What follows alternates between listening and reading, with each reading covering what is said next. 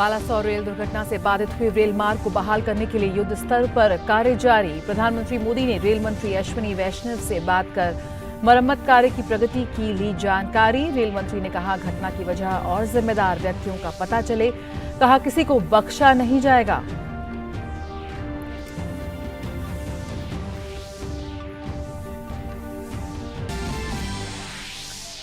Balasore rail हादसे के घायलों का तेजी से इलाज जारी। स्वास्थ्य मंत्री मनसुख मांडविया ने भुवनेश्वर के एम्स में उपचार की व्यवस्था का लिया जायजा। स्वास्थ्य मंत्री ने कहा, सभी घायलों को अच्छा इलाज सुनिश्चित करने के लिए बनाया गया है वर्किंग प्लान। दिल्ली से भेजी गई विशेषज्ञ डॉक्टरों की टीम।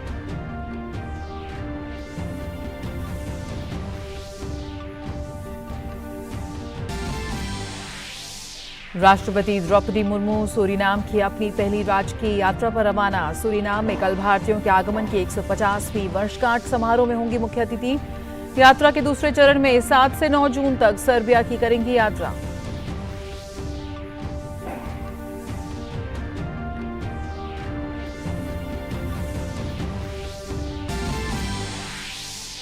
केंद्रीय गृह मंत्री अमित शाह आज केरल का करेंगे दौरा। कोच्चि स्थित अमृता अस्पताल के रजत जयंती समारोह में होंगे शामिल।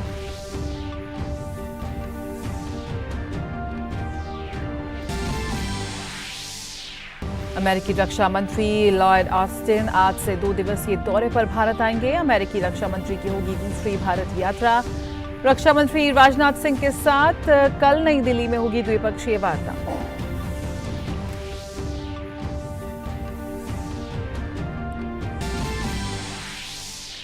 हैदराबाद में G20 हेल्थ वर्किंग ग्रुप की तीसरी बैठक शुरू। समारोह की शुरुआत उड़ीसा ट्रेन हादसे में जान गंवाने वाले लोगों को श्रद्धांजलि देने के साथ हुई। बैठक में दवा क्षेत्र में सहयोग को मजबूत करने जैसे विषयों पर जोर।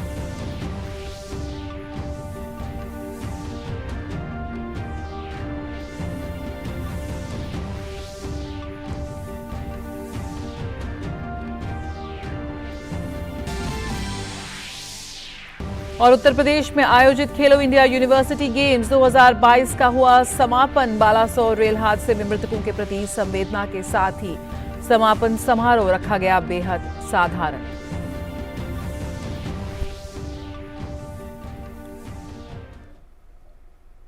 नमस्कार, समाचारों में आप सभी का बहुत स्वागत है। मैं हूं जया सिन्हा। प्रधानमंत्री नरेंद्र मोदी ने रेल दुर्घटना के संबंध में रेल मंत्री अश्विनी वैष्णव से बात की और मरम्मत कार्य की प्रगति की जानकारी ली। रेल मंत्री अश्विनी वैष्णव घटनास्थल पर मौजूद हैं और लगातार राहत और मरम्मत कार्य की समीक्षा कर रहे हैं। रेल मंत्रालय के सूत्रों के हवाले से ये जानकारी सामने आई है।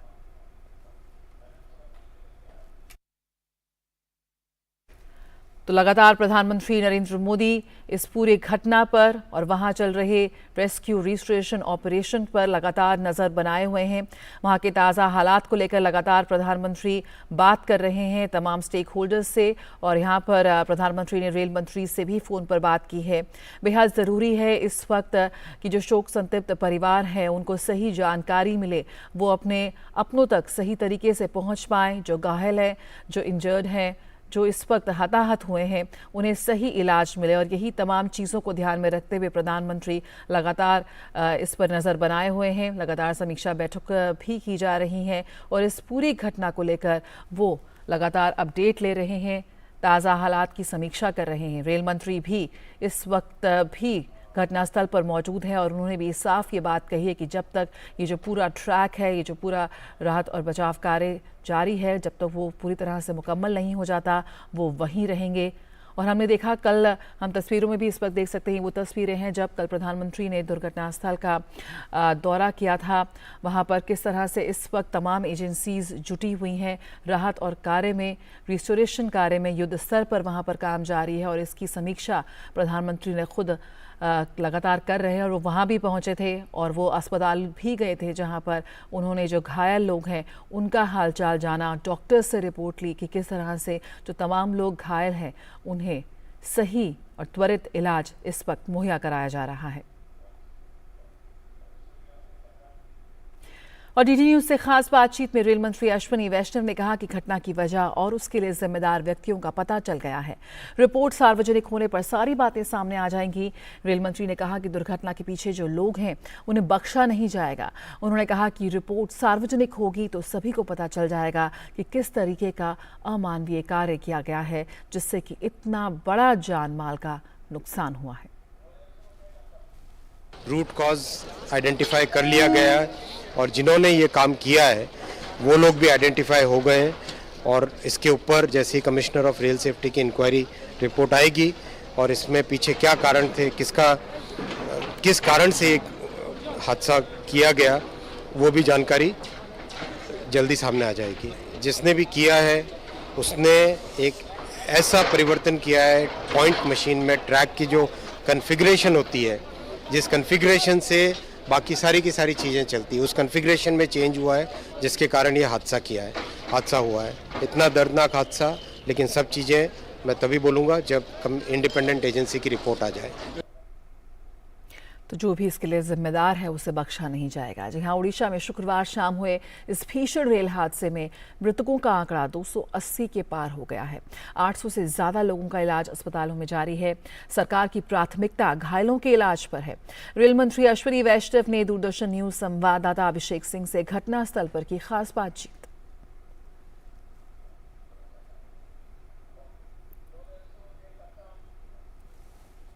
शुक्रवार को हुए भीषण रेल दुर्घटना के बाद जो है राहत और बचाव का कार्य युद्ध स्तर पर किया गया और अब जो है इस ट्रैक को बिल्कुल रिस्टोरेशन का जो काम है उस पर काफी ज्यादा जो है आप देख सकते हैं कैसे युद्ध स्तर पर किया जा रहा है। रेल मंत्री स्वयं इसकी जो है मॉनिटरिंग कर रहे हैं, घटनास्थल पर मौजूद है, हम उनसे बात करते हैं। सर, रिस्टोरेशन का जो पूरा काम है, क्या इसमें जटिल समस्याएं आ रही है और कब तक इसे पूरा किया जाए? कल माननीय प्रधानमंत्री श्री नरेंद्र मोदी जी स्वयं विजिट करके गए, साइट का इंस्पेक्शन करके गए और क्लियर इंस्ट्रक्शंस हम लोगों को देके गए। उन इंस्ट्रक्शंस के हिसाब से रिस्टोरेशन का काम रात भर चलता रहा और अभी भी तेज़ी से चल रहा है। आसपास के जितने भी डिविजन्स हैं उन सारे के सारे डिविजन्स के ऑफिसर्स को, मशीनों को, मैन पावर को, सबको डिप्लॉय किया गया है और आप देख रहे हैं कि जो एक लाइन है उस लाइन का कंप्लीट रेलवे का जो रेलवे की पटरी होती है, ट्रैक होता है, ट्रैक का काम कंप्लीट हो गया है और अभी OHE जो ओवरहेड इलेक्ट्रिफिकेशन है वो काम चल रहा है। ये तेज़ी से एक लाइन और ये दूसरी लाइन का भी ट्रैक बनाने का काम ऑलरेडी हो गया है कंप्लीट। जो भी एक्शन लेना है रेस्टोरेशन के लिए, एक पॉइंट पे पूरे एरिया को 8 सेगमेंट्स में डिवाइड किया गया है और 8 सेगमेंट में हर एक सेगमेंट का एक ऑफिसर उसके लिए प्रॉपर्ली इंचार्ज है। सारे के सारे ऑफिसर्स सबके सब लोग शिफ्ट में काम कर रहे हैं।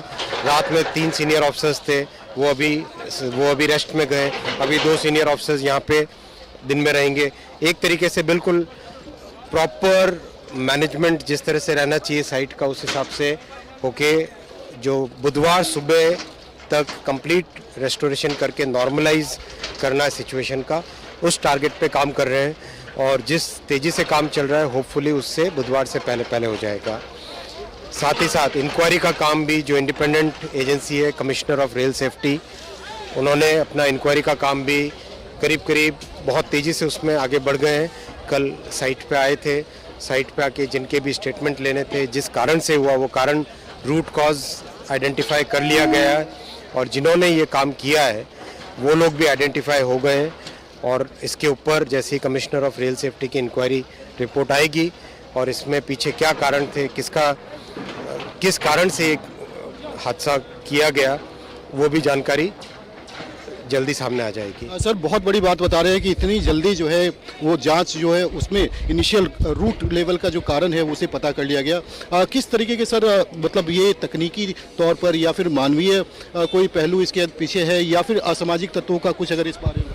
अभी कुछ भी कहना उचित नहीं है, संभव है लेकिन उचित नहीं है। अभी जब इंडिपेंडेंट एजेंसी अपनी रिपोर्ट देगी उसके बाद में ही मैं कुछ बोलूँगा, लेकिन क्लियरली जांच हो गई। कल ममता जी आई थी यहाँ पर, उनका स्टेटमेंट मैं स्पष्ट करना चाहता हूँ कि ये जो दुर्घटना हुई है उस दुर्घटना का कोलिजन अवॉइडेंस सिस्टम की बात नहीं है। ये जिसने भी किया है उसने एक ऐसा परिवर्तन किया है पॉइंट मशीन में, ट्रैक की जो कॉन्फ़िगरेशन होती है, जिस कॉन्फ़िगरेशन से बाकी सारी की सारी चीज़ें चलती है, उस कॉन्फ़िगरेशन में चेंज हुआ है, जिसके कारण ये हादसा हुआ है। इतना दर्दनाक हादसा, लेकिन सब चीज़ें मैं तभी बोलूँगा जब इंडिपेंडेंट एजेंसी की रिपोर्ट आ जाए। रिपोर्ट आने का सर इंतजार रहेगा। एक चीज़ और सर, कल प्रधानमंत्री भी यहाँ विजिट करके गए, जो राहत और बचाव के बाद जो अस्पतालों में इलाज चल रहा है, उनके लिए जो गंभीर रूप से घायल हैं, उसके लिए किस तरीके से व्यवस्था की गई है, जो जिनका इलाज यहाँ नहीं हो सकता या बाहर किसी बड़े अस्पताल में? पूरी की पूरी भारत सरकार इस पूरे रेस्क्यू रेस्टोरेशन मिशन पे लगी हुई है। माननीय हेल्थ मिनिस्टर मनसुख भाई मांडविया जी ऑलरेडी भुवनेश्वर में है। लगातार कल उन्होंने एम्स से टीम भेजी है, दिल्ली से टीम्स आई है, हैदराबाद से टीम्स आई हैं, राज्य सरकार की टीमें भी सब लगी है। इलाज में कोई भी कसर नहीं रखी जाएगी और जितने भी परिजन हैं, बहुत ही दुखद परिस्थिति में जो परिजन, उनको साइट पे लाने के लिए, उनको लाने के लिए परिजन स्पेशल ट्रेन्स चलाई जा रही है। कलकत्ता से, चेन्नई से, बेंगलोर से, हैदराबाद से फैमिली रिलेटिव स्पेशल ट्रेन्स चलाई जा रही है, जिससे कि परिजन आ सके। जो हमारा कानून का तरीका है, CRPC क्रिमिनल प्रोसीजर कोड, उसके हिसाब से डेड बॉडीज़ का किस तरह से उनको एम्बॉम करके पूरा संवेदना के साथ रखा जा रहा है। एम्स भुवनेश्वर को इसका कंप्लीट सेंटर बनाया गया है और उसके हिसाब से रात में डेड बॉडीज़ को शिफ्ट भी किया गया है ऑलरेडी, और शिफ्टिंग का प्रोसेस भी चल रहा है, जिससे कि प्रॉपर एम्बॉम होके रह सके, DNA फिंगरप्रिंट जो होता है वो कंप्लीट प्रॉपर हो सके, जिससे कि हर परिजन को अपने खोए हुए परिवारजनों का एक जो दुख है, उस दुख में भी एक साइंटिफिक तरीके से उनके पास हम पहुंच सके।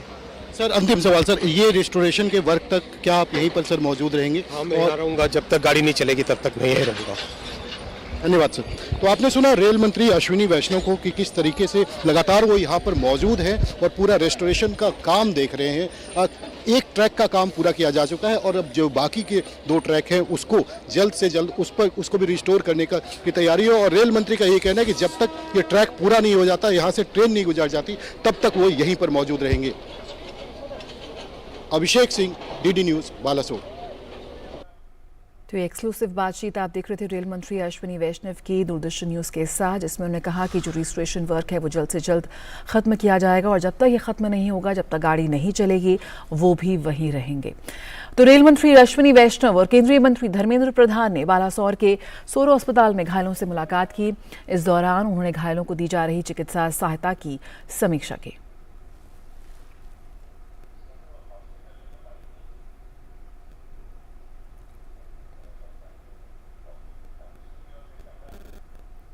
स्वास्थ्य मंत्री डॉक्टर मनसुख मांडविया ने भुवनेश्वर के एम्स में बालासोर रेल हादसे में घायल हुए लोगों के इलाज के संबंध में एक समीक्षा बैठक की। स्वास्थ्य मंत्री ने एम्स भुवनेश्वर के वरिष्ठ चिकित्सकों और अधिकारियों के साथ बैठक की। बैठक के दौरान स्वास्थ्य मंत्री ने अलग अलग अस्पताल में भर्ती घायलों के बारे में जानकारी ली। स्वास्थ्य मंत्री ने कहा कि गंभीर रूप से घायलों के इलाज के लिए दिल्ली से विशेषज्ञ डॉक्टरों की एक टीम को बुलाया गया है।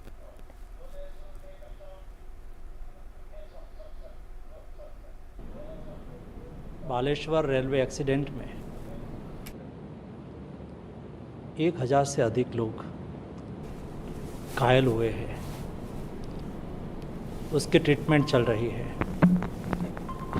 100 से अधिक लोग उसको क्रिटिकल केयर की आवश्यकता है, कई पेशेंट को ऑपरेशन करने की आवश्यकता है, उसको तुरंत ही अच्छी ट्रीटमेंट मिले, इसलिए Delhi AIIMS, lady Hardinge hospital, RMLA hospital, सभी जगह से एक्सपर्ट डॉक्टर की टीम एयरफोर्स के स्पेशल प्लेन के द्वारा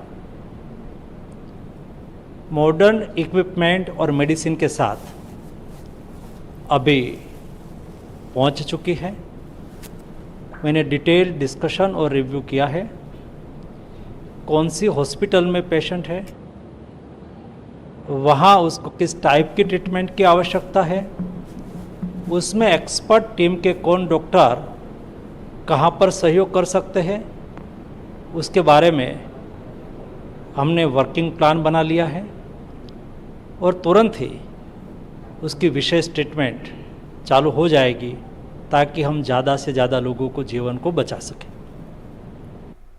और उड़ीसा में रेल हादसे के बाद रेल दुर्घटना स्थल पर मरम्मत का काम युद्ध स्तर पर जारी है। हमारे संवाददाता ने अग्निशमन दल से की खास बातचीत। शुक्रवार शाम को हुए रेल हादसा कितना भीषण था, ये आप कई तस्वीरों में देख चुके हैं। एक और तस्वीर आपको दिखाएंगे। ये देखिए, ये बोगी है जिसे काट करके हटाया गया है। इसके अंदर पानी का बोतल, फैन, आप देखिए लोगों के जूते चप्पल यहाँ पड़े हुए हैं। लोगों के खाने का जो सामान है, जो उनके और सामान है, वो यहाँ पर कैसे बिखरे पड़े हैं। इसमें एक बहुत बड़ा जो रोल है वो फायर सर्विसेज का है, जो लोग यहाँ पर तुरंत पहुँचे, एनडीआरएफ की टीम का है और भी जो स्थानीय लोग हैं उनका है।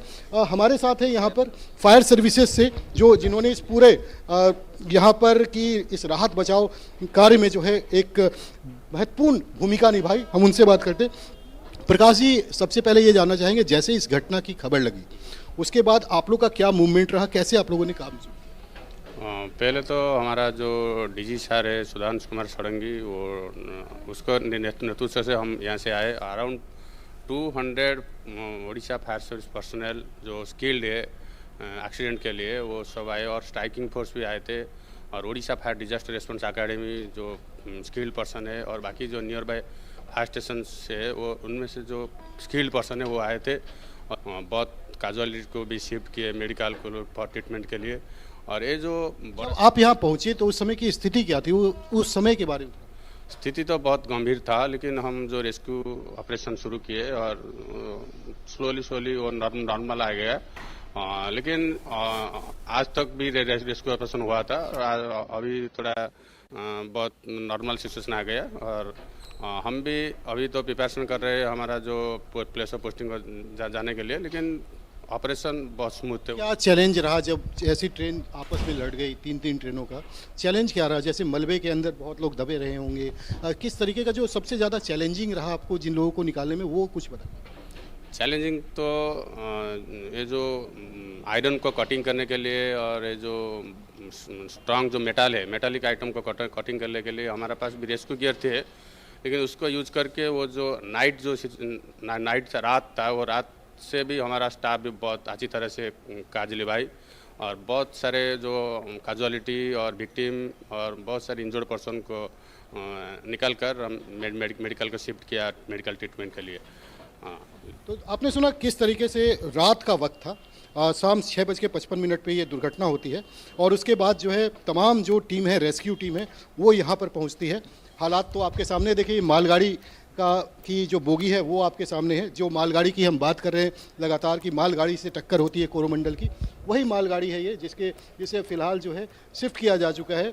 और राहत बचाव दल आप समझ सकते हैं कि राहत बचाव दल ने वो यहाँ पर काम किया है 12 घंटे के अंदर। एनडीआरएफ की टीम हो, फायर सर्विसेज की टीम हो, एसडीआरएफ की टीम हो, रेल मंत्रालय की पूरी टीम हो, रेल विभाग पूरा, स्थानीय लोग, वो ही एक बहुत बड़ी वजह है कि जो कैजुअलिटी और ज़्यादा बढ़ सकती थी उसको नहीं होने दिया गया। उन्हें समय पर जो है अस्पताल पहुँचाया गया और समुचित इलाज की व्यवस्था की गई।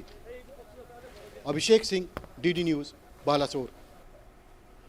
और ओडिशा में रेल हादसे के बाद रेल दुर्घटना स्थल पर मरम्मत का काम युद्ध स्तर पर किया जा रहा है। हमारे संवाददाता ने आर्मी की टीम के साथ की बातचीत। कहते हैं जाको राखे राम, मार सके ना कोई।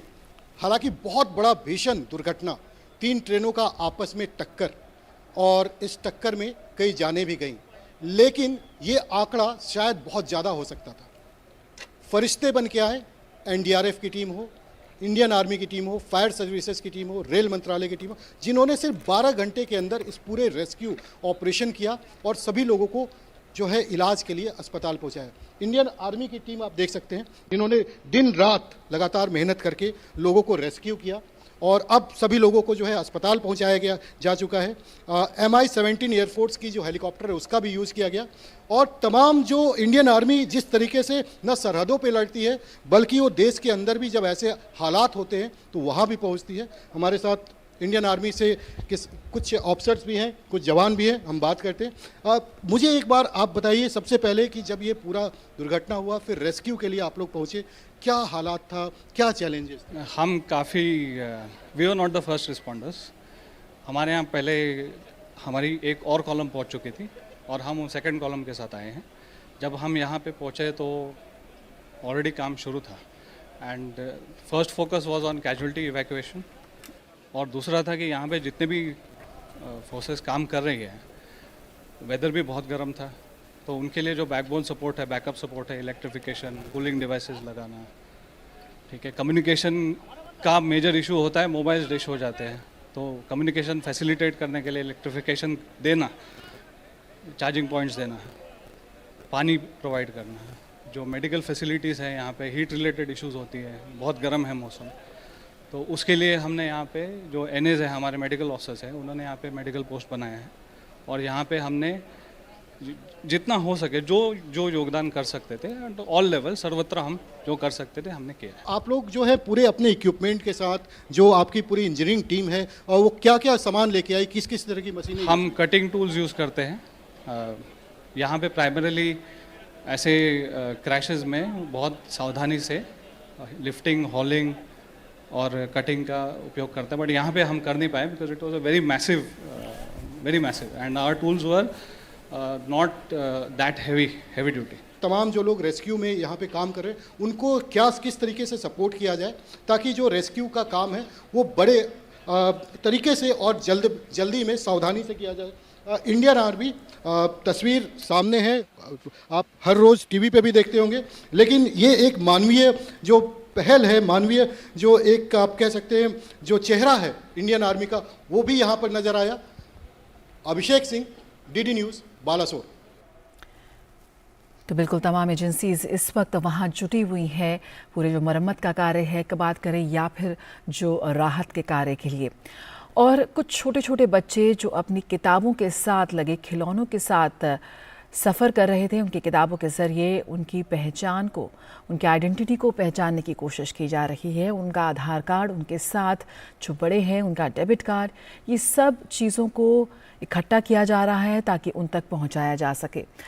इस पर एक मानवीय पहलू भी है जो स्थानीय लोगों द्वारा, बचाव दल द्वारा इस वक्त वहां पर किया जा रहा है। कितना बड़ा, कितना भयावह, कितना विभत्स है, ये तो आप तस्वीरों में कई बार देख चुके हैं। लेकिन जो अब इसको रिस्टोरेशन का काम है वो फिलहाल जारी है, युद्ध स्तर पर जारी है। ये OHE को लगाने के लिए इलेक्ट्रिकल वैन है, स्पेशल वैन है, इसे यहाँ बुलाया गया है, वो डिज़ाइन कर रही है। ट्रैक, जो नए ट्रैक डाले जा रहे हैं, साथ साथ जो बोगियाँ हैं 21 बोगियाँ उनको हटाया जा चुका है, मालगाड़ी की बोगी को हटाया जा चुका है। यहाँ पर बोगियों को की हालत आप देखिए, जिन्हें शिफ्ट किया गया है, ये इस तरफ ट्रैक है और इस तरफ जो है बोगियों को, इनको भी बाद में जो इनको भी हटाया जाएगा। कितना विभत्स रहा होगा ये जब दुर्घटना हुआ होगा, तो आप देख सकते हैं तमाम जो रेस्क्यू की टीम है वो भी यहाँ पर आप दिख रहा है, जो इन्होंने भगवान की तरह आकर के उन लोगों को बचाया, नहीं तो शायद कैजुअलिटी की जो संख्या है वो और भी ज़्यादा होती। तमाम NDRF की टीम, फायर सर्विसेज की टीम, सभी जो है वो यहाँ पे मौजूद है। एक और तस्वीर मैं आपको दिखाना चाहूँगा, बड़ी ही मार्मिक तस्वीर है बच्चों की। देखिए बच्चों के किताब, जो बच्चे जा रहे थे ट्रेन से, उनके किताब यहाँ किस तरीके से बिखरे पड़े हैं। उनमें से उनके कई लोगों के, उनकी आइडेंटिटी को भी यहाँ पे तलाशा जा रहा है कि किसका है, कौन सा बच्चा है। जैसे मैं यहाँ पे दिखाना चाहूँगा, ये बहुत ही छोटी जो है बच्ची है, सोनाली है, ये जो है ये रूपाली का है। ये सभी बच्चे जो है ट्रेवल कर रहे थे। यहाँ पे देखिए बादल राज, उन लोगों के जो आधार कार्ड हैं, उनके जो बैंक के जो डेबिट कार्ड हैं, किताबें हैं, वो यहाँ पे किस तरीके से बिक रहा है। खिलौना देखिए, मैं आपको यहाँ पे दिखाना चाहूँगा कि बच्चों के लिए जो खिलौना होता है, उनके जो कपड़े होते हैं, उन कंबल, ये सब उनके हैं। और कितना मार्मिक रहा होगा ये जब पूरा हादसा हुआ होगा, कितनी चीख निकली होगी लोगों की। और इसके पीछे जो है, जो रूट काउज है, उसे भी रेल मंत्री ने कहा है वो पता लगाया जा चुका है, और जिसका भी हाथ है इसके पीछे उसे सख्त से सख्त सजा भी दिया जाएगा, उसे बख्शा नहीं जाएगा। लेकिन फिलहाल जो प्रायोरिटी है उन घायलों का इलाज किया जाए और साथ साथ जो रेस्टोरेशन का काम है उसे पूरा किया जाए, और तब तक रेल मंत्री भी यहीं पर रहेंगे। उनका कहना है कि बुधवार सुबह तक इसे पूरा कर लिया जाएगा, लेकिन जब तक इस रूट के ऊपर रेलगाड़ी नहीं दौड़ जाती तब तक वो लगातार यही कैंप करेंगे और इस पूरे जो ये रिस्टोरेशन का काम है उस पर नजर बनाए रखेंगे। Abhishek Singh, DD news, Balasore. तो यकीनन बेहद भयानक हादसा और बेहद भयानक तस्वीरें भी निकल आ रही हैं। लोग चले गए हैं लेकिन अपने निशान छोड़ गए हैं। तो बहुत ही गंभीर ये हादसा है। किस तरह से इस पूरे हादसे को लेकर इस वक्त युद्ध स्तर पर वहाँ पर काम जारी है, इस पर सभी नज़र बनाए हुए हैं। और मनसुख मांडविया इस पर कुछ कह रहे हैं, सुनते हैं। कई लोगों को क्रिटिकल केयर की भी आवश्यकता है, उसको बेस्ट ट्रीटमेंट मिल पाए इसलिए दिल्ली एम्स के नेतृत्व में lady Hardinge hospital, RML hospital, सभी के एक्सपर्ट डॉक्टर को लेके एयरफोर्स के स्पेशल प्लेन के द्वारा एक टीम भुवनेश्वर आ पहुंची है। इस टीम के साथ कई मॉडर्न इक्विपमेंट भी है ताकि ट्रीटमेंट और ऑपरेशन में उसका उपयोग किया जा सके। इस टीम के साथ मेडिसिन का भी पर्याप्त मात्रा में जत्था लेके साथ में आए हैं ताकि रेलवे हादसा में जो इंजर्ड हुए हैं ये सभी लोगों को अच्छी ट्रीटमेंट मिल पाए।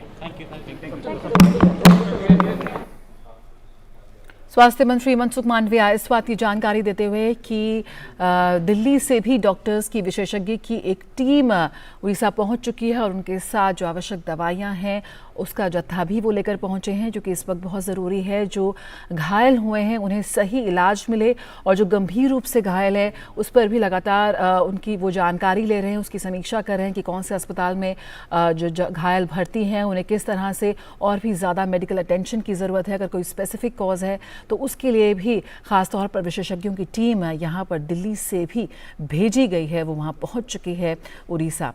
और इस पूरे घटनाक्रम पर हमारे साथ खास बातचीत करने के लिए इस वक्त हमारे साथ एक खास मेहमान जुड़ रहे हैं। विजय दत्त, पूर्व अतिरिक्त सदस्य रेलवे बोर्ड, ये हमारे साथ जुड़ चुके हैं। बहुत बहुत स्वागत है आपका विजय दत्त जी हमारे इस कार्यक्रम में जुड़ने के लिए, बुलेटिन में जुड़ने के लिए। इस वक्त लगातार हम बात कर रहे हैं कि किस तरह से ये पूरा रेल हादसा जो है, इस वक्त जो हताहत हैं, इंजर्ड हैं, उन तक सही इलाज पहुंचे, इस पर बात हो रही है।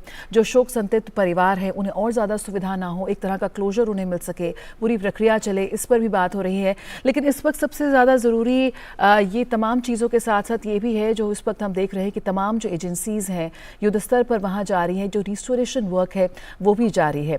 रेलवे बोर्ड के आप अतिरिक्त सदस्य रहे हैं, आपका एक लंबा अनुभव रहा है। तमाम चुनौतियों के बीच किस तरह से इस वक्त उस रिस्टोरेशन काम को, जो मुरम्मत का काम है, वो अंजाम दिया जा रहा है? आपको क्या लगता है कैसी वो चुनौतियां हैं जिनको पार पाकर इसको अंजाम दिया जा सकता है? जी बहुत बहुत धन्यवाद मुझे इस अवसर देने के लिए। पहली बात तो मैंने कम से कम 10 ऐसे एक्सीडेंट्स में मैं इंचार्ज रहा हूँ।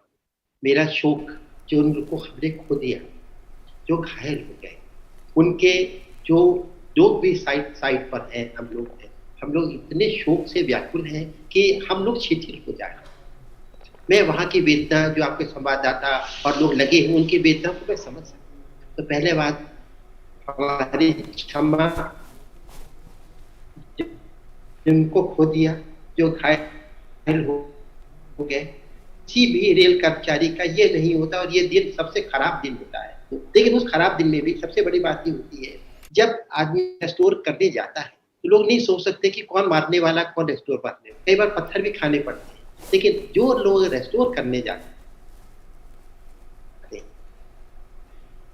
उनको बहुत साथ, एक तो दिल में दर्द है, उसके बाद काम करना है, तेजी से काम करना है, उसमें तो बालासोर में युद्ध स्तर पर मरम्मत अभियान जो है वो जारी है और विजय दत्त हमारे साथ जुड़े हुए हैं इस वक्त। जी सर। दो तीन चीजें आप पेश करूंगा। एक तो देखिए बहुत सारी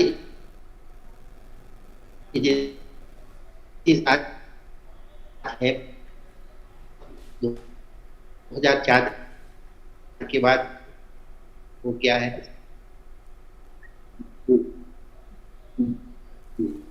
एक लंबे समय के बाद भारत में इस तरह की एक तो बड़ी रेल दुर्घटना हुई है जिसमें इतने लोगों की मृत्यु हुई है, लेकिन जिस तरह से लगातार तमाम एजेंसीज युद्ध स्तर पर यहाँ पर कार्य कर रहे हैं, हम तस्वीरों में देख सकते हैं कि इस वक्त एक बड़ी चुनौती है यहाँ पर रेलवे के लिए भी। जो तरह का जो मरम्मत का कार्य जारी है, जो उस पूरे रूट पर जो यातायात को बहाल करने की बात है, जो क्षतिग्रस्त बोगियां हैं उन्हें वहाँ से हटाने की बात है, यहाँ पर आर्मी की मदद भी ली जा रही है, अग्निशमन अधिकारी भी वहाँ मौजूद हैं, तमाम हाईटेक इक्विपमेंट्स के साथ इस वक्त उस पूरे रूट पर राहत और जो रिपेयर वर्क है वो जारी है, मरम्मत का जारी है।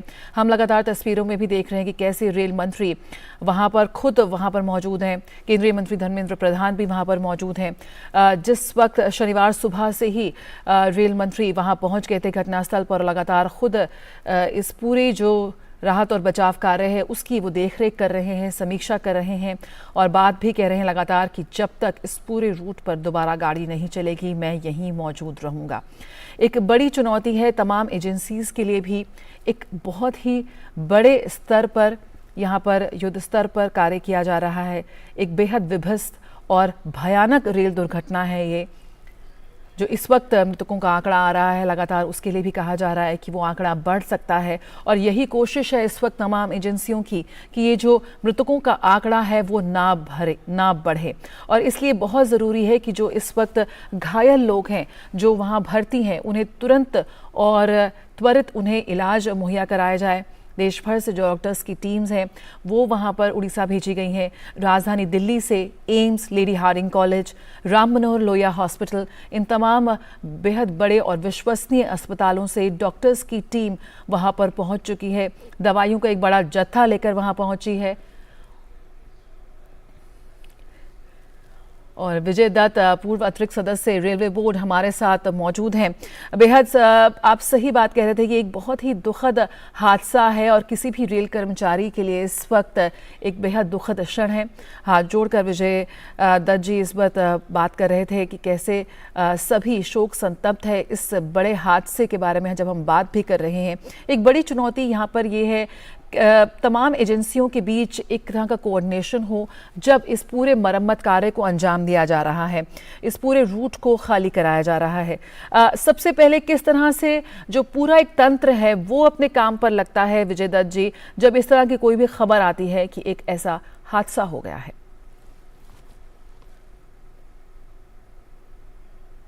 एक प्लान ऑफ एक्शन की अगर हम बात करें।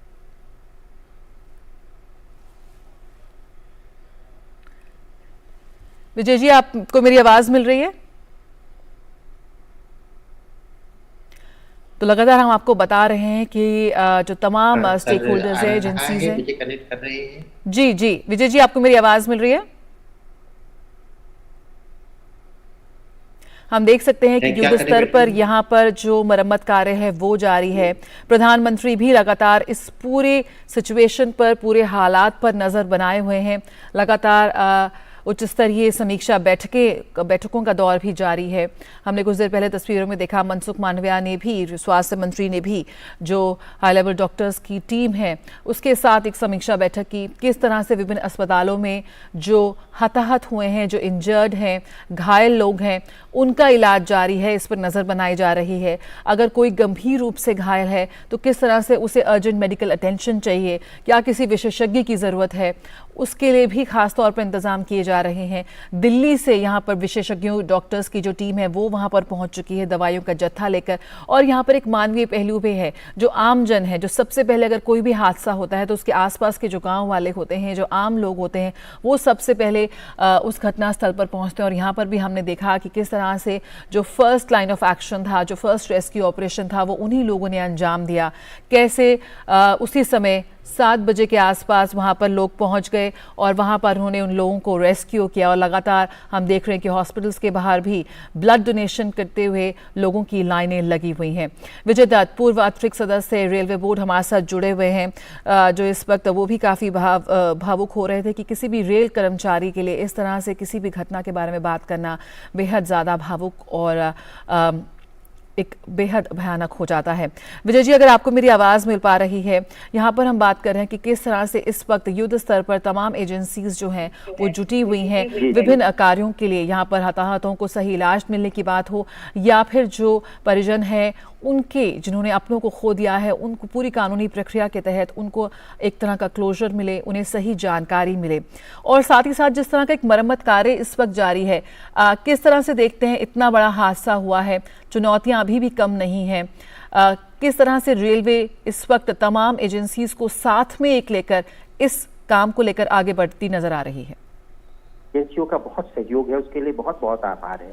लेकिन जो लोग काम चल रहे हैं इसमें ऐसा होता है कि जैसे ही आप 10 मिनट के अंदर हमारी एक्सीडेंट रिलीफ ट्रेन होती है, उससे पहले मेडिकल वैन होती है जिसमें रेलवे के डॉक्टर्स होते हैं, दौड़ जाती है और दोनों ओर से दौड़ जाती है और साथ साथ वो संपर्क रहती है, साइड पे बताती रहती है कि हम आ रहे हैं, इस तरह से करो, निकालो, करो। और उसके पीछे पीछे एक होती है एक्सीडेंट रिलीफ ट्रेन, वो 2-3 जो भी होती हैं विदिन 20 मिनट्स रेडी रहती हैं, वो चल देती हैं। और ये जो आपके आर्मी ने कहा, जिन्होंने कहा मदद की है, ये जो भारी इक्विपमेंट है, उठाने का इक्विपमेंट हर एक एक्सीडेंट रिलीफ ट्रेन में होता है। और हर एक एक्सीडेंट रिलीफ ट्रेन में इतना होता है कि इमरजेंसी में 8 घंटे में वो 10 किलोमीटर की नई रेल बना सकते हैं, इतना उपकरण उनके पास होता है। सारी क्रेन होती है जिससे भारत से हैवी लोकोमोटिव उठा सकते हैं, कोच उठा सकते हैं। अच्छा, एक अनुरोध आपके संवाददाता से है, जो टर्मिनोलॉजी की बात करते हैं, हम जो डिब्बे को कोच कहते हैं और जो उसके नीचे 2 पहिए का जो उपकरण लगा है उसको हम बोगी कहते हैं, और जो मालगाड़ी के डिब्बे उसको वैगन कहते हैं या मालगाड़ी का डिब्बा कहते हैं। तो ये जो कोच और उसमें है कि कई बार जब हमारे जैसे रेलकर्मी देखते हैं उनको कंफ्यूजन हो जाता है कि ये जरा सा अगर आप भूल सुधार कर लें। उसके बाद जब एक्सीडेंट रिलीफ ट्रेन साइट पे आती है तो एक इंचार्ज होता है, जो हमारे मंडल रेल प्रबंधक हैं वो इंचार्ज होते हैं और वो हमेशा जब हमारी टीमें बदलती रहती हैं, लेकिन जब तक रेस्टोरेशन नहीं हो जाता वो वहीं पे खड़े रहते हैं। जब हमारी एक्सीडेंट, जब डॉक्टर लोग, पहली मेडिकल रिलीफ वैन आती है, उसमें ऑपरेशन थिएटर होता है और वहीं से इलाज शुरू हो जाता है। तो इस वक्त जैसे 2 या 3 मेडिकल रेल वैन वहां पे पहुंची और उसमें करीब 40 के आसपास रेलवे के डॉक्टर थे और 3 ऑपरेशन थिएटर थे वहां पर। तो ये इंतजाम, मतलब कि ये वेट नहीं करना है कि हमें मेडिकल कॉलेज भी, वो तो मेडिकल कॉलेज के भी लोग पहुंचे और सब लोग पहुंचे, तो ये रेलवे का इंतजाम होता है। उसके बाद जैसे ही ये होता है तो रास्ता बना के दोनों तरफ से एक्सीडेंट रिलीफ ट्रेन आ जाती है। एक्सीडेंट रिलीफ ट्रेन में जो सीनियर डिविजनल मैकेनिकल इंजीनियर होते हैं वो ट्रेन के कोच को उठाने के, लोकोमोटिव को उठाने के लिए, वैगन को उठाने के लिए उपकरण लगाते हैं। 2 प्रकार के उपकरण होते हैं, एक तो क्रेन से आप उठा लीजिए, 140 टन की क्रेन होती है जो कि सबसे हैवीएस्ट लोकोमोटिव को उठा सकती है, लेकिन उसको इन पोजीशन में आने में कोई 20 मिनट लगते हैं। तो 20 मिनट में जो हमारे हाइड्रोलिक इक्विपमेंट है, जो जैक्स होते हैं, वो नीचे प्लेस कर दिए जाते हैं, जिससे कि जो लोएस्ट हैंगिंग फ्रूट है जिसको हम जल्दी से ऑफ रोड कर सकते हैं या हटा सकते हैं, हम हटाने का काम करते हैं। बिल्कुल विजय कुमार दत्त जी, इस वक्त हम जो तस्वीरें आप लगातार देख रहे हैं इस पूरे रेल हादसे की, क्या आपका आकलन कह रहा है किस स्तर की जो क्षति हुई है? और क्योंकि वेडनेसडे तक रेल मंत्री कह रहे हैं कि वेडनेसडे तक जो है वो जो पूरा ट्रैक है वो क्लियर होने की संभावना है। जो देखिए, इन्होंने जितने वैगन है सबको ऑफ रोड कर दिया है, ट्रैक को क्लियर कर दिया गया है, लोकोमोटिव को हटा दिया गया है, लाइन को क्लियर कर दिया गया है। अब ये जो आप वैन देख रहे हैं इसको हम कहते हैं टावर वैगन। ये जो टावर वैगन का काम है, ये जो ऊपर का उपकरण लगा हुआ, जो बिजली का उपकरण लगा हुआ, जो चूर चूर हो गया है, खंबे को ठीक करके तार को बना के इसको चालू करते हैं, क्योंकि आजकल विद्युत कर्षण है, जब तक इसमें 25,000 वोल्ट बिजली नहीं चलेगी तब तक गाड़ी नहीं चल सकती है। तो ये जो एक्सीडेंट, ये जो वैगन है, इसको टावर वैगन कहते हैं। ये 110 किलोमीटर प्रति घंटा की गति से जा सकती है और इसमें सारे उपकरण, सारी तांबे की तारें, कैटेनरी वायर, फिटिंग, मास्क, सब कुछ इसमें लगा हुआ है कि आप अगर 10 किलोमीटर की भी अगर वो इसकी डैमेज हो गई है तो उसको 2-3 घंटे में इसको रेस्टोर कर सकते हैं। उसके बाद सवाल आता है तार खींचने का, फिर तार को एडजस्टमेंट करने का, उसमें ड्रॉ बॉक्स लगाने का, फीडर वायर लगाने का। तो ये काम जो है साथ साथ, देखिए आप देख रहे हैं कि ये तभी जा सकती है जब नीचे पटरी हो, लेकिन जब जरा सी पटरी आती है तो धीरे की स्पीड से वो भी साथ साथ आ रही है। तो एक तो पटरी लगाने का काम ट्रैक का लगे, जो हमारे सीनियर डीएम साहब हैं, डिविजनल इंजीनियर सिविल के हैं, वो लगे हुए पटरी देखिए लगा रहे हैं। और उसके ऊपर देखिए टावर वैगन है, उसके ऊपर स्टाफ चढ़े हुए जो कि बिजली के स्टाफ है, वो बिजली के तार भी साथ साथ लगाते जा रहे हैं। देखिए आप टावर वैगन का जो ऊपर का जो टावर है देखिए उठा हुआ है, उसके ऊपर लोग चढ़े हुए हैं और वो तार खींच के देखिए लगा रहे हैं। अब देखिए जहाँ पे ये टावर वैगन है, अभी देखिए यहाँ कोई तार नहीं है, कोई तार नहीं, सब खत्म हो गई। अब जैसे खंबे हैं, कुछ खंबे टूट गए तो देखिए कुछ खंबे लग रहे हैं, कुछ तार खींच के लगा रहे हैं। तो ये जो फाइनल रेस्टोरेशन का वर्क है कि ट्रैक भी साथ में लग रही है और ट्रैक भी लग रही है और साथ में आपकी OHA भी लग रही है, मतलब सारा काम पैरेलल दृष्टि से चल रहा है, जिससे कि जल्दी से जल्दी जो माननीय मंत्री जी ने कहा है वो तो चैलेंज है रेलवे के लिए, उससे भी जल्दी करने की कोशिश हो रही है। बिल्कुल। यहाँ पर एक विजय कुमार जी, जिस तरह से एक तस्वीर यहाँ पर काफी बेहतर हुई है पिछले 10 वर्षों में, जो हमारी एडवांस टेक्निक्स हैं, सिग्नल सिस्टम्स की बात करें, लेकिन इस वक्त यहाँ पर एक जो बात सामने आ रही है वो है लूप सिस्टम की।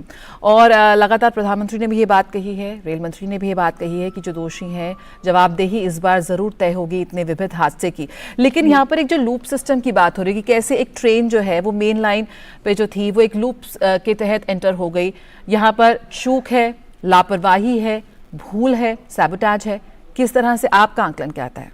देखिए जो हुआ वो टेक्निकली असंभव है। उसमें कम से कम 10 इंटरलॉक लगे हुए हैं। पहली बात तो जब सिग्नल डाउन होगा मेन लाइन का तो वो चेक करेगा इलेक्ट्रॉनिक सिस्टम, पॉइंट जो है लूप के लिए सेट नहीं है, मेन लाइन के लिए सेट है। उसके बाद उसको लॉक करेगा, वो लॉक इतना होता है कि पूरी ट्रेन तक चली जाए तब तो हिले नहीं, और उसके बाद वो चेक करेगा सारे सिस्टम को, फिर सिग्नल डाउन करेगा। तो ये जो सिस्टम है तो बड़ा फूल प्रूफ। अब इस सिस्टम में ये कैसे हो गया ये तो डिटेल देखना पड़ेगा। और देखिए जिस हम में जाते हैं कि जहां पे देखिए अल्टीमेटली जिसके हाथ में बंदूक है वो मार रहा है, तो वो तो बचने का मतलब अल्टीमेटली जो सेफ्टी की थ्योरी कहती है कि यदि आप सारे नियमों का पालन करेंगे तो दुर्घटना असंभव है। मैं आज भी कहता हूं अगर सारे नियमों का पालन करेंगे दुर्घटना असंभव है। और ये तो 120 पे गाड़ी जा रही है, अब हम 160 पे चला रहे हैं और हम बुलेट ट्रेन को 350 किलोमीटर प्रति आवर पे चलाएंगे। लेकिन उसी तरह से सेफ्टी के नियम बनाए जा रहे हैं और नियमों का पालन किया जा रहा है। और हम वो कहते हैं कि जैसे रोड पे तो देखिए इतने हो जाते, रेलवे पे ऐसा सिस्टम डिजाइन है कि दुर्घटना असंभव है। अब असंभव में अगर ऐसी चीज हो जाए तो अब इसमें और देखिए बड़े सारे तंत्र हैं, लोकोमोटिव है, इसमें कोच है, उसको के बोगी कंपोनेंट्स है, उसमें टर्न आउट है, टर्न आउट की लॉकिंग सिस्टम है, इसमें हजारों सिस्टम हैं। तो कौन सा सिस्टम कहाँ माल फंक्शन कर गया, इसके लिए तो बहुत सारे सिमुलेशन किए जाएंगे, ट्रायल किए जाएंगे, देखा जाएगा। लेकिन एक चीज मैं आप बात बता सकता हूँ, देखिए आपका जो रेल कर्मचारी वो रोज युद्ध लड़ता है और उसके दिल में यही भावना है, मेरा कस्टमर है, जो मेरा यात्री है, उसको कुछ ना हो जाए, चाहे मैं खत्म हो जाऊं। देखिए भावना ये और हम लोग जैसे जब साइट पे हैं, अब हम लोग ये देखिए जो हमारे ये ट्रैकमैन काम कर रहे हैं, जो टेक्नीशियन OHA के काम कर, ये रो रहे हैं। मतलब जब आपका ऐसी हालत देखते शिथिल, जब हम बच्चों को देखते हैं, मैंने देखा कर्नाटका में 320 लोग थे, हम नीतीश जी थे, हमारे मंत्री जी थे, प्रधानमंत्री, खड़े से खड़े सामने उठा रहे हैं। और एक चीज मैं और कहूंगा, बहुत सारी जो एनजीओ हैं, अब जैसे ये बच्चे की किताबें हैं, उनका मोबाइल है, किसी का कुछ है, किसी को बच्चे को दूध नहीं मिला, ये जो लोग हमारे महिला समिति है, आपके स्काउट्स एंड गाइड्स हैं, जो आपके सिविल डिफेंस हैं, आरएसएस के लोग हैं, जिनको कुछ नहीं लेना है, वो लगे हुए लाइन में अपने रजिस्टर खोल के काम कर रहे हैं, उनसे भी बात कराएं। उनका बहुत हम लोग विजय कुमार जी, जिस तरह से हम लगातार बात कर रहे हैं, आपने भी जिक्र किया कि बिल्कुल ऐसे जो हमारे सिस्टम है, जो हमारे नियम है, अगर हम उन नियमों का पालन हो तो किसी भी तरह की दुर्घटना जो है वो असंभव है। यहाँ पर इंटरलिंकिंग की बात हो रही है या किसी तरह की छेड़छाड़ क्या संभव है? साथ ही साथ कवच को लेकर इस वक्त बहुत ज्यादा बात हो रही है, किस तरह से ये काम करता है? कवच जो है, कवच एक पूर्णतः भारतीय सिस्टम है। उसका ये बताया गया जब सब चीजें फेल हो जाएं और दोनों लाइन, जैसे मेन लाइन पे आप जा रहे हैं, गलती से कोई ड्राइवर सिग्नल ओवरशूट करके उसी लाइन पे गाड़ी ले जाए तो वो सेंस कर लेगा। और देखिए, एक गाड़ी अगर 120 पे चल रही है, अगर आप इमरजेंसी ब्रेक लगाएंगे तब भी वो 1 किलोमीटर के बाद जाके रुकती है।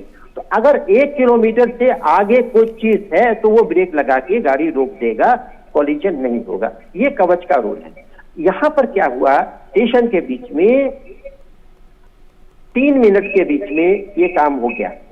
एक ट्रेन आई, हुआ, उसके बाद 3 मिनट बाद दूसरी ट्रेन आई, तो इतने रिएक्शन टाइम में इतनी स्पीड पे कवच का रोल नहीं है। लेकिन कवच से पहले देखिए, आप यूरोप में टीजीवी चलती है, जापान में शिंकानसेन चलती है, वहां तो कवच है ही नहीं, कवच का कंसेप्ट ही नहीं है। लेकिन ये नहीं है, कवच के पहले करीब 40 सिस्टम्स हैं जो कि फेल होंगे तब उसकी बात आएगी। अच्छा। और हर एक सिस्टम फूल प्रूफ बनाया गया है। और जिस तरह से स्पीड है, अब अगर मान लीजिए ये 120 के लिए क्लियर है, अब इसके लिए एक तो होती है इंटरलॉकिंग। पुराने जमाने में देखिए, वो आता था पॉइंट सेट करता था, ताला लगा के जाता। अब रूट रीडर इंटरलॉकिंग है, पहले उसमें एक लॉक बार लगा दिया गया है, बटन दबाएंगे सेट हो जाएगा। उसके बाद लॉक सेट होगा, दोबारा से वो कंप्यूटर कंफर्म करेगा कि सब सेट तो हो गया, इसमें ताला भी मार दिया गया, उसका भी इंडिकेशन आएगा। उसके बाद उसके लिए जितनी रूट है उस पर ताले मारे जाएंगे, उसका इंडिकेशन आएगा। फिर लाइन पूरे जल जाएगी कि साहब ये रूट सेट है, फिर वो बटन दबाएगा, उसके बाद सिग्नल का बटन दबाएगा। अगर वो फिर से सिस्टम चेक करेगा, अगर किसी में भी गलती है तो सिग्नल आएगा ही नहीं। तो इतना फूल प्रूफ सिस्टम है। और लेकिन इसने फूल प्रूफ सिस्टम को काम करने के लिए हर एक जगह सेंसर्स लगे, करीब 1000 सेंसर्स लगे हैं। एक टर्न आउट है, उसमें एक तरफ ए है, एक तरफ बी है, उधर भी सेंसर है, इधर भी सेंसर है। लॉक बार है, उसके 50 कंपोनेंट्स हैं। पॉइंट मशीन है, उसके कंपोनेंट्स हैं, उसकी वायरिंग है, केबलिंग है। लेकिन एक फुल प्रूफ सिस्टम है। अगर मान लीजिए कोई भी सिस्टम गड़बड़ करता है तो सिस्टम रोक देगा, आपको आगे नहीं बढ़ने देगा।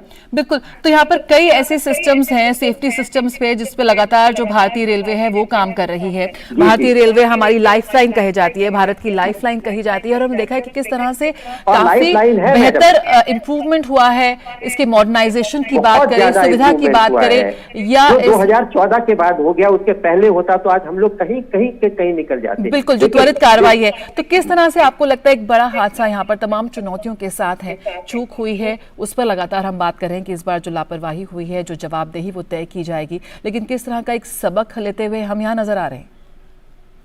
सबक यही है, मैडम मेरी आवाज मिल रही है? जी बिल्कुल, आपकी आवाज मिल रही है। सबक यही है कि हमारे लोगों को अपना हौसला बना के इस समय में अपने विवेक हौसले बना के जो नियम बनाए गए उसको फॉलो करते जाना और रेल को आगे बढ़ाते जाना है। क्योंकि जब व्हेन यू आर डाउन क्या होता है, देखिए अब हम देखिए इतने सारे लोग वहां खड़े हैं, हम हाथ जोड़ते हैं कि कृपया हट जाइए। रेल कर्मचारी है, अब लोको है, 140 टन का लोको जरा सा स्लिप हो जाए तो वहीं क्रश हो जाएगा वो। लेकिन उस वक्त क्या होता है, लोग भूल जाते हैं कि भाई लेट जाते, आप आ गए। तो ऐसी भूल चूक ना हो, इसके लिए बहुत और देखिए साहब, रेलवे का इस वक्त करीब 5000 कर्मचारी वहां पर लगा हुआ, अलग अलग का। मैंने कहा देखिए OHC बिजली का कर्मचारी, ट्रैक का कर्मचारी, सिग्नलिंग का कर्मचारी मुझे दिखाई दे रहा है, मुझे सेफ्टी का कर्मचारी दिखाई दे रहा है। ये दो देखिए जो ऊपर खड़े हैं, ये OHC के लोग हैं। इसमें हमारे प्रिंसिपल चीफ इलेक्ट्रिकल इंजीनियर होंगे, इसमें सीईडी होंगे, इसमें सीनियर डी टीआरडी होंगे, इसमें एसएससी होंगे, इसमें ग्रेड 1 होंगे, इसमें सारी क्लिप्स होंगी, इसमें सारी कंटैक्ट वायर होगी, सारी ओएचई होगी, सारा एडजस्टमेंट का हिसाब होगा और सब लगे हुए हैं। और मैडम एक चीज आपको और बता दें, देखिए ये 25,000 वोल्ट पे अगर आप डेड हैं, अगर आपकी अर्थिंग वायर उछल गई तो 1100 वोल्ट तो ऐसे ही आ जाता है, झटका आदमी गिर जाता है। तो जो प्रिकॉशन है, जो सेफ्टी है, डबल अर्थ हम लोग करते हैं, क्योंकि अगर मान लो तार टूट जाए, एक निकल जाए तो दूसरा लगा रहे, कई बार दोनों उठ जाते हैं। मैंने भी खाया है 1100 वोल्ट का शॉक, मैंने खाया, गिरे नहीं, बोले सर, और मेरे चीफ थे तो बोले मैंने भी खाया। तो ये तो रेल कर्मचारी के रोज का वो है जो कि चैलेंज लेता है देश की सेवा में, क्योंकि हम जानते हैं विश्व तभी बचेगा जब रेल बचेगी। 1950 में 80% लोग रेल से यात्रा करते थे, अब 10% करते हैं, लेकिन अगर ये 50% करेंगे तो हमारी जो एमिशन है, जो 95% रोड के हैं, रेल के नील है, ये रिवर्स हो जाएंगे और हम बेटर एनवायरनमेंट में और हमारे एनवायरनमेंट के जो टारगेट्स हैं वो पूरे कर पाएंगे। तो रेल का तो कोई उत्तर ही नहीं है, लेकिन इतना सौभाग्य है कि हमें ऐसे क्षेत्र में काम करने का मौका मिला है जो देश के, अब तो भारतीय विश्व है, तो विश्व के काम करने के लिए हमें और विश्व में भी हम लोग देख रहे हैं, क्योंकि जो हम भारतीय रेल में कर पा रहे हैं, जो हम 1 करोड़ में अगर हम ओएचई लगा देते हैं, वहां 22 करोड़ में लगती है यूरोप में, तो वो नहीं कर पा रहे हैं। उन्होंने बिल्कुल, कई मायने में हम बात करें तो कई ऐसे सिस्टम्स है, फुल प्रूफ सिस्टम्स हैं, तमाम अगर नियमों को अगर पालन किया जाता तो किसी भी तरह की जो दुर्घटना है वो असंभव है। विजय दत्त, पूर्व अतिरिक्त सदस्य रेलवे बोर्ड, हमारे साथ जुड़े हुए। जी विजय जी, इस वक्त थोड़ा समय की कमी है, बहुत बहुत शुक्रिया आपसे, आगे भी हम लगातार बातचीत करते रहेंगे। मुझे एक लाइन और कहने जी जी जी कहिए। वो कैसे एक्सीडेंट तब होता है जब 2 गलतियां हों, एक गलती से एक्सीडेंट होना असंभव है। तो बिल्कुल जहां कहां गलती हुई है, कहां चूक हुई है, इस बात को लेकर एक बेहद साफ और कड़ा संदेश यहां पर प्रधानमंत्री ने भी दे दिया है और रेल मंत्री ने भी दे दिया है कि इसकी जवाबदेही तय की जाएगी, दोषियों को बख्शा नहीं जाएगा। बहुत बहुत शुक्रिया विजय दत्त, पूर्व अतिरिक्त सदस्य रेलवे बोर्ड, जो कह रहे थे कि गलती हुई है, 2 तरह से यहाँ पर गलती हुई, किस तरह से ये मुमकिन हुआ, इस पर लगातार जो स्वतंत्र एजेंसी है वो जांच कर रही है, ऐसा रेल मंत्री ने कहा है, और बहुत जल्द इस पूरी जांच जो बैठी है उसका खुलासा किया जाएगा। और हमारे संवाददाता अभिषेक सिंह ने घटनास्थल से एनडीआरएफ की रेस्क्यू टीम से खास बातचीत किया, ये वो देख लेते हैं। इस रेल दुर्घटना में बहुत लोगों की जानें गई, कई गंभीर रूप से घायल हुए जिनका इलाज चल रहा है, लेकिन जो राहत और बचाव का कार्य रहा उसमें केंद्र सरकार की जो भूमिका है वो काफ़ी जो है वो आप यहाँ पर कह सकते हैं कि किसी फरिश्ते से कम नहीं है। इतनी जल्दी उन्होंने रिस्पॉन्ड किया, खासतौर पे एनडीआरएफ की जो टीम रही यहाँ पर एक बड़ी भूमिका निभाई, लोगों को इन मलबे की हालत आपने जैसे देखी वहाँ से निकालने में पूरी एनडीआरएफ की टीम है यहाँ पर, और ये लोग रेस्क्यू कर चुके हैं। आप बताओ, रेस्क्यू में जो जब आप लोग पहुंचे क्या स्थिति थी? जब यहाँ पे हम लोग आए थे तो बहुत ज़्यादा चीख पुकार मची हुई थी, जहाँ भी नज़र जा रही थी खून से लथपथ आदमी नज़र आ रहे थे, लेकिन हम लोगों ने जल्दी से जल्दी उनको, जितने भी जीवित लोग थे उनको, कोशिश यही थी हमारी कि जल्दी से जल्दी उनको रेस्क्यू किया जाए ताकि उनकी जान को बचाया जा सके। और उसी क्रम को देखते हुए हम लोगों ने सबसे पहले सभी लोगों को जल्दी से जल्दी समय रहते हुए सर हम लोगों ने बाहर किया। जब आप अंदर बोगियों के अंदर दाखिल हुए तो जब आप लोग दाखिल हुए तो उस समय जो है अंदर की क्या स्थिति थी? लोग कैसे गिरे पड़े थे या फिर वो बचाव के लिए कोशिश कर रहे थे? क्या स्थिति थी अंदर की जो आप लोग कर रहे थे? सर, जब हम अंदर गए थे तो हमें बहुत विकट परिस्थिति देखने के लिए मिला, जो कि विक्टिम के ऊपर विक्टिम पड़े हुए थे। ऐसे एक नहीं, करीब 7-8 ऐसे एक जगह पे इकट्ठा हुए गए थे, क्योंकि इतना झटका ज़्यादा था तो सारे विक्टिम एक साथ चिपकते हुए उस डब्बे के अंदर दबा हुआ था। सबसे जो चैलेंजिंग रहा, जो चुनौती रहा आप लोगों को निकालने में, वो किस तरीके का, कौन सा कंपार्टमेंट था?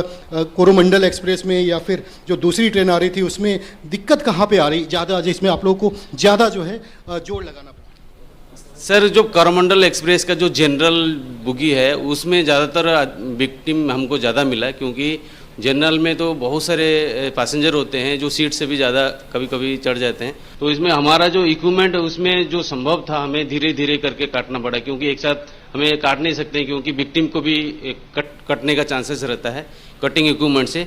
तो हमें थोड़ा थोड़ा मलबा को धीरे धीरे करके हटाए और समय थोड़ा लगा हमें, लेकिन हमें सेफली सारे विक्टिम को निकालें। जब आप लोग यहाँ पहुँचे, जो सिचुएशन देखा, आपका एक्सपीरियंस भी है डिजास्टर को लेकर के, तो प्रायोरिटी किस चीज़ पे दी सर? रेस्क्यू में प्रायोरिटी किन चीज़ों पे दी? प्रायोरिटी थी कि हमको लाइव विक्टिम निकालना है जल्दी से जल्दी जी। और चैलेंजेस क्या रहे सर? चैलेंजेस रहे कि डब्बा भी जो है कभी क्रैम्पल्ड थे, उसमें अंदर जाना डिफ़िकल्ट था, तो किस तरह से काटना है, काट के लाइव विक्टिम को निकालना, मतलब कि फिर उसको इंजरी नहीं होना, तो उसको सेफ्टी को देखते हुए हमको काम करना था। टोटल कितनी यूनिट सर आपकी एनडीआरएफ की यहाँ पर? यहाँ 9 लगी। 9 यूनिट आपकी जी यहाँ पे काम। जी। और तकरीबन 12 घंटे में सर आपने पूरा रेस्क्यू किया है सर? हाँ, पूरा 12 घंटा रहा, 12 घंटा रहा। तो आपने सुना किस तरीके से एनडीआरएफ की जो टीम है यहाँ पर, कह सकते हैं नायक की भूमिका निभाई इन्होंने। अगर ये नहीं होते तो आप समझ सकते हैं कैजुअलिटी की जो संख्या थी वो आंकड़ा और भी ज़्यादा होता, लोगों के जो घायल होने की संख्या थी वो भी और ज़्यादा होता। लेकिन इन लोगों ने समय रहते यहाँ पे जो फंसे हुए मुसाफिर थे उनको सबसे पहले रेस्क्यू किया, जो जिंदा बचे हुए मुसाफिर थे सबसे पहले उन्हें निकाला। Abhishek Singh, DD news, Balasore. तो हम सुन रहे थे कि किस तरह से तमाम चुनौतियों को पार करते हुए जो तमाम एजेंसीज़ ने लगातार युद्ध स्तर पर वहाँ पे कार्य कर और सबसे पहली उनकी प्राथमिकता यही थी कि जो घायल लोग थे, जो जिंदा लोग थे, उन्हें हॉस्पिटल्स पहुंचाया जाए। और उड़ीसा के बालासोर रेल हादसे पर सुप्रीम कोर्ट में याचिका दायर की गई है। याचिका में सुप्रीम कोर्ट के रिटायर्ड जज की निगरानी में जांच की मांग की गई है। याचिका में आगे ऐसी घटनाओं से निपटने और रोकने के लिए केंद्र द्वारा दिशा निर्देश बनाने की मांग की गई है। साथ ही याचिका में जांच समिति द्वारा समयबद्ध तरीके से जांच कर 2 महीने में रिपोर्ट सौंपने की मांग की गई है। साथ ही इस समिति में तकनीकी विशेषज्ञों को शामिल करने की भी मांग की गई है, जो रेलवे के मौजूदा सुरक्षा मापदंडों और खतरे का आकलन करते हुए बेहतरी के लिए अपने सुझाव देने का काम करें।